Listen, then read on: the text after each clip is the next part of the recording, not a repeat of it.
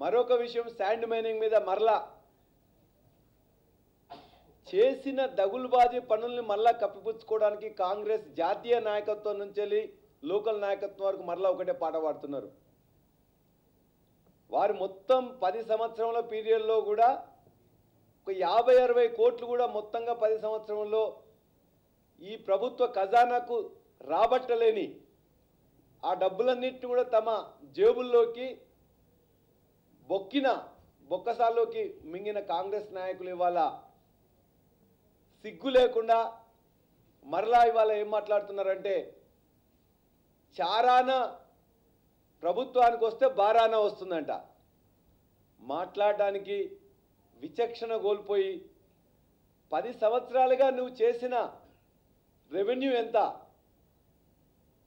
మేము ఖచ్చితంగా చెప్తున్నాం, ఈ 3 సంవత్సరంలో 2015-16 తెలంగాణ ప్రభుత్వం వచ్చి శాండ్ మైనింగ్ పాలసీ వచ్చిన తర్వాత మేము 374 కోట్లు మొదటి సంవత్సరం వస్తే 430 కోట్లు రెండో సంవత్సరం వస్తే మూడో సంవత్సరం ఇలా 600 కోట్లకు రావడానికి అని చెప్పి సిద్ధంగా ఉన్నది. ఇది మేము ఈ పాలసీ ద్వారా ప్రభుత్వానికి నష్టం జరగకుండా ప్రాజెక్టుల కోసం, మీరు కట్టని ప్రాజెక్టుల కోసం మేము ఇవాళ ఆ యొక్క ఇసుక పాలసీ ద్వారా ఇసుక ద్వారా కూడా రెవెన్యూ వస్తూ ప్రాజెక్టులకు ఉపయోగపడుతుంది, ఇది ద్వంద్వ విధానం ద్వారా ఉపయోగపడుతుందని చెప్పి క్లారిటీకి ఇస్తే సిగ్గు ఎగ్గు లేకుండా మరలా దాన్ని శాండ్ మాఫియా అని చెప్పి మాట్లాడుతున్నారు.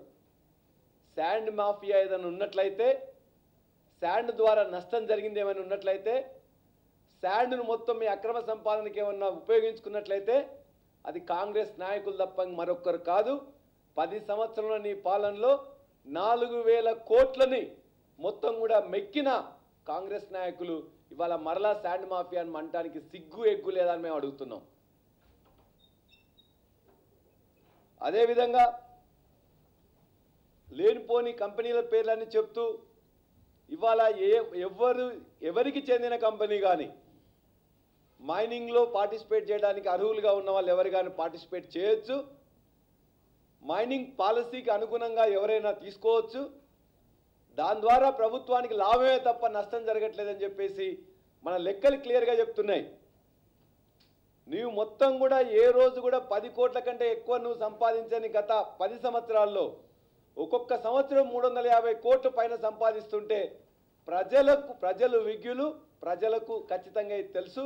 మీరు ఎంత గట్టిగా మొత్తుకున్నా, ఎంత వల్గర్గా మీరు మాట్లాడినా ప్రజలు న్యాయ నిర్ణేతలు, ప్రజలకు కావాల్సిన ఇన్ఫర్మేషన్ మేము ఇస్తున్నాం. దాని మీద మరలా మీకు ఏమన్నా డౌట్స్ ఉన్నట్లయితే ప్రజల ముందు పెట్టండి, ప్రజలే నిర్ణయిస్తారు. అదేవిధంగా నిన్న పెద్దలు జానారెడ్డి గారు మాట్లాడుతూ కరెంటు ఎక్కడ బాగొస్తుందండి, కరెంటు బాగొస్తుందని నేను ఎక్కడన్నా అని అన్నారు. కరెంటు బాగా వస్తుందని మీరు మెచ్చుకున్నా మెచ్చుకోకపోయినా ఇవాళ తెలంగాణ రైతులందరూ కూడా ఈ కరెంటు ఎట్లా వస్తుందనే మీద చాలా సంతృప్తికరంగా ఉన్నారు. మీ పాలనలో ప్రతిరోజు వీధుల్లోకి వచ్చిన కార్మికులు వాళ్ళు ఇవాళ ఓటీ చేసుకుంటూ సంతోషపడుతున్నారు. జనరేటర్ల మీద డిపెండ్ అయిన పారిశ్రామికవేత్తలు ఇవాళ 24 గంటల పారిశ్రామికవేత్తల కరెంట్ ఇస్తుంటే చాలా సంతోషపడుతున్నారు.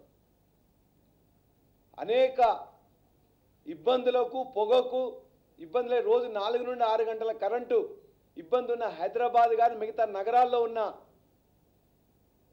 అనేక మంది బిజినెస్ మెన్స్ ఇవాళందరికీ కూడా వాళ్ళందరికీ చాలా 24 గంటలు కరెంట్ రావడం వల్ల చాలా రిలీఫ్ పొందుతున్నారు. ఈ విధంగా అనేక రైతులు కానీ, కార్మికులు కానీ, పారిశ్రామికవేత్తలు కానీ, విద్యార్థులు కానీ అందరూ కూడా ఇవాళ కరెంటుని మెచ్చుకుంటూ తెలంగాణ ప్రభుత్వం వచ్చిన తర్వాత వచ్చిన ఒక విజయ గాథగా ఇవాళ నిలిచిపోయింది. దాని మీద నేను ఎక్కడ ఇచ్చాను, ఎక్కడ బాగుందండి అంటే కళ్ళుండి కూడా చూడలేని కబోదులు అంటారు తప్ప మిమ్మల్ని మరొకటి అనరు. దయచేసి మీలాంటి పెద్దలు ఇంకా కరెంట్ ఎక్కడ బాగుంది అని చెప్పేసి అంటే ప్రజల తిరస్కారాన్ని తప్ప మరొకటి కాదని చెప్పి కూడా నేను చెప్పదలుచుకున్నా. అదేవిధంగా చాలామంది స్థాయి గురించి మాట్లాడుతున్నారు. కాంగ్రెస్ నాయకుల యొక్క ఎదుగుదల మొత్తం కూడా ఆనాడు స్వాతంత్రం రాకముందు కొంత నీతి నిజాయితీతోని కాంగ్రెస్ నాయకత్వం కొంత వచ్చినా కూడా ఆ వస్తున్న క్రమంలోనే వీళ్ళ యొక్క అన్ని అవలక్షణాలు బయటపడుతున్నప్పుడు గాంధీ మహాత్ములు చెప్పారు, కరెంట్ ఎట్లయితే ప్రభుత్వానికి ఈ రోజున కాంగ్రెస్ ప్రభుత్వం 1947లో స్వతంత్రం వచ్చిన తర్వాత కాంగ్రెస్ పార్టీ యొక్క రోల్ అయిపోయింది, మీరు ఉండాల్సిన అవసరం లేదని చెప్పేసి ఆ రోజు మూసివేయాల్సింది కూడా చెప్పారు. స్వతంత్రం వచ్చిన తర్వాత వచ్చిన కాంగ్రెస్లో ఇవాళ ఉన్నది ప్రతిరోజు 3 దందాలు చేస్తూ 6 బ్లాక్మెయిల్ చేసే లోకల్ నాయకులే ఇవాళ పైకి వేసే రాష్ట్ర నాయకులు అయ్యేసరికి ఊసరవెల్లులుగా మారి కుంభకోణాలు స్కాములు చేసే విధంగా ఎదుగుతున్నారు తప్ప వాళ్ళ బుద్ధి పెరగట్లేదు, ఆకారాలు మాత్రం పెరుగుతున్నాయి. అదేవిధంగా బుద్ధి మందగించడం అనేది జరుగుతున్నది. మొత్తం పైనుండి కింది దాకా వాళ్ళ యొక్క ప్రవర్తన ఎట్లా ఉందంటే మనుషులు మాట్లాడే భాషను మర్చిపోతున్నారు, జంతువుల్లాగా ప్రవర్తిస్తున్నారు. 2019లో భవిష్యత్తు అనేది అంధకారంగా అవపడుతున్నసరికి వాళ్ళు చెప్పిందే మరలా చెప్తున్నారు. తెలంగాణ ఇచ్చింది మేము, తెలంగాణ ఇచ్చింది మీరే అయినట్లయితే 2014 ఎలక్షన్లో మీరు ప్రజల ముందుకు వెళ్ళి పదే పదే చెప్పిన తర్వాత కూడా ఈ ప్రజలు మిమ్మల్ని ఎందుకు తిరస్కరించారు? తెలంగాణ ఉద్యమం చేసి సాధించిన కేసీఆర్ నాయకత్వంలో టీఆర్ఎస్ పార్టీకి ఎందుకు విజయం చేకూర్చారు? దాని నుండి మీరు ఇంకా గుణపాఠాలు నేర్చుకోకపోతే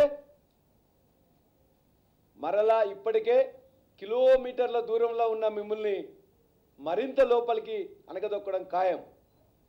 2014 జూన్ ఎన్నికల తర్వాత కూడా, జూన్ కంటే ముందు జరిగిన ఎన్నికల ఇప్పుడు తర్వాత జరిగిన ఎన్నికల అన్నింటిలో కూడా మీరు అనేక అబద్ధాలు అవాస్తవాలు ప్రచారం చేసిన ప్రతి ఎలక్షన్లో మీ ఓట్ బ్యాంక్ అనేది తగ్గిపోయి ప్రతి దాంట్లో కూడా మిమ్మల్ని పాతాళానికి దొక్కుతున్నారు.